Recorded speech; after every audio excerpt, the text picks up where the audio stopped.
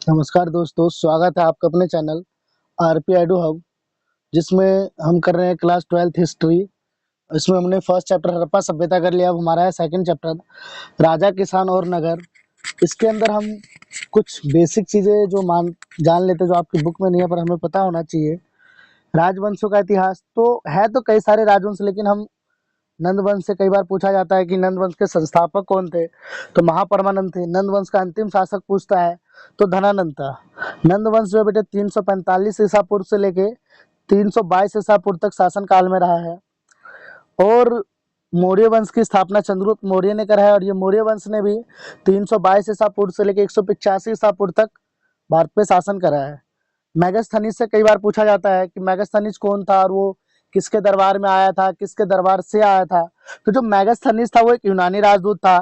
वो 302 ईसा पूर्व में चंद्रगुप्त मौर्य के दरबार में आया था, और ये सेल्यूटस के दरबार से आया था। देखो यहाँ पे मैंने आपको बताया, जो मैगस्थनीज था वो 302 ईसा पूर्व में चंद्रगुप्त मौर्य के दरबार में आया था, और सेल्यूटस के दरबार से आया था। किसके में पूछता है किसके दरबार में आया, तो चंद्रगुप्त मौर्य। किसके दरबार से आया, तो सेल्यूटस के दरबार से आया था। मैगस्थनीज ने बेटे भारतीय समाज, संस्कृति, प्रशासनिक, तो इनके बारे में लिखा है। अपनी एक प्रसिद्ध पुस्तक है उसकी, इंडिका।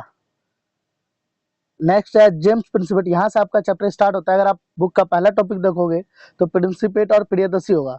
जो जेम्स प्रिंसिपेट है वो ईस्ट इंडिया कंपनी का अधिकारी है, और वो 1830 में भारत आता है। और उसने 8 साल तक 1838 में ब्राह्मणी और खरोष्टी लिपि की खोज करी है, जिसने अशोक के अभिलेख पढ़े। प्रियदर्शी, प्रियदर्शी का शाब्दिक अर्थ होता है मनोहर मुखड़े वाला, जिसको आप देखो और बस देखते ही रह जाओ। अशोक को बौद्ध धर्म में विभिन्न ग्रंथों में कि एवं अशोक के कई सारे अभिलेख में उसको प्रियदर्शी बताया गया है। उसको एक सम्राट, शासक, शक्तिशाली, महान शासक बताया गया है। तो आप कह सकते हैं तो बौद्ध धर्म के ग्रंथों में अशोक को प्रियदर्शी बताया गया है। अगला है महाजनपद और उनकी विशेषता। प्राचीन भारत में राज्य का उदय और महाजनपद कहा गया। ये शब्द का अर्थ इस प्रकार है कि जन मतलब सामान्य लोग, जनता मतलब महान लोग, और बड़े पद पैर, जहाँ पे मतलब बड़े लोग रहते हैं, महान लोग, राजा रहते हैं, उनको महाजनपद कहा गया।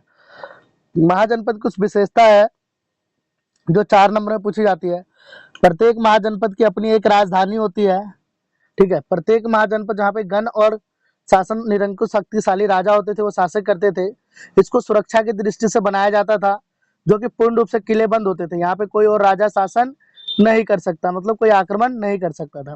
ये अपनी इनकी सेना होती, जो सेना नौकरशाही होती है। नौकरशाही का मतलब क्या है, क्रमबद्ध तरीके से कार्य करना, एक आप कह सकते हो पद के अनुसार कार्य करना। राजा अपनी प्रजा और व्यापारी कृषकों से नियमित रूप से टैक्स लेता था, कर लेता था, ताकि वो अपने साम्राज्य का विस्तार कर सके।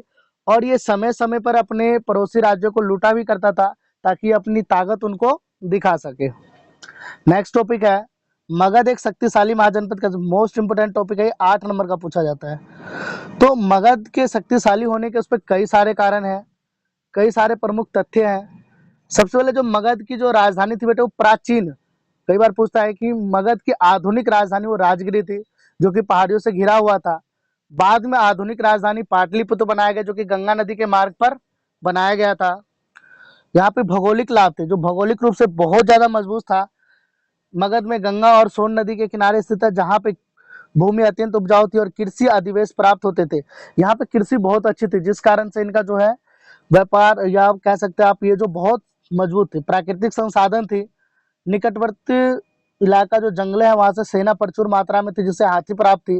राजगिरी की पहाड़ी आपने सुना होगा कई बार, तो राजगिरी की पहाड़ी से इनको ना हाथियां मिलती थी, जिनसे इनकी सेना बहुत ज्यादा मजबूत होती थी। लोहे की खदान, आधुनिक बिहार झारखंड में लोहे के खदान होने के कारण शक्तिशाली हथियार और कृषि उपकरण बनाना साधन था। अब यहाँ पे अगर बात करें तो देखो, झारखंड बिहार का ही भाग हुआ करता था। सन 2000 में झारखंड बिहार से अलग हुआ है। तो जब ये मौर्य वंश का शासन था, जब एक ही था, तो वहां पे लोहे के खदान बहुत अच्छे थे, इस कारण से वो हथियार और कृषि उपकरण वगैरह बना रहे थे।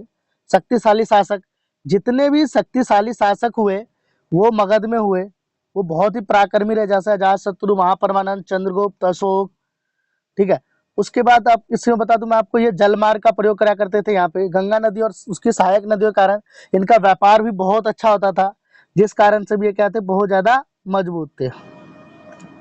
नेक्स्ट टॉपिक है मौर्य वंश के जानकारी के स्रोत। तो मौर्य वंश के जो जानकारी के स्रोत है चाणक्य का अर्थशास्त्र, क्योंकि अगर आप पढ़ोगे तो जो चाणक्य है उसका बहुत बड़ा योगदान है मौर्य वंश की स्थापना करने में। चंद्रगुप्त के गुरु भी माने जाते हैं। मध्यकालीन राजनीतिक, अर्थनीतिक और शासन संचालन का प्रमुख ग्रंथ है। मैगस्थनीज की इंडिका, इन्होंने मैगस्थनीज की इंडिका जो हमें प्रशासनिक और सैन्य व्यवस्था के बारे में बताता है। अशोक के अभिलेख, अशोक पहला राजा था जिसने अपने संदेश प्राकृतिक या अपने संदेश पत्थरों पे लिखवाया था, अखंड साम्राज्य बनाया था। तो जो अशोक के अभिलेख है वो प्राकृतिक और पाली भाषा में पाए गए हैं। लेकिन अगर आपसे लिपि पूछता है तो लिपि ब्राह्मणी और क्रोष्टी है। धम्म, अशोक पहला राजा था जिन्होंने धम्म का क्या करा था, उन्होंने अपनाया था और सभी लोगों को इसके बारे में बताया था उन्होंने। ठीक है।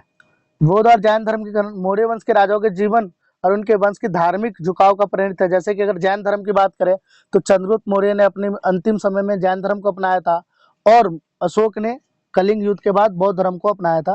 तो ये भी कहीं ना कहीं हमारे लिए एक जानकारी का स्रोत है। धन्यवाद। आशा करता हूँ आपको वीडियो पसंद में आए। वीडियो पसंद आए तो लाइक, शेयर और सब्सक्राइब जरूर करें। बाकी मिलते हैं नेक्स्ट पार्ट को लेकर हम बहुत ही जल्द। धन्यवाद।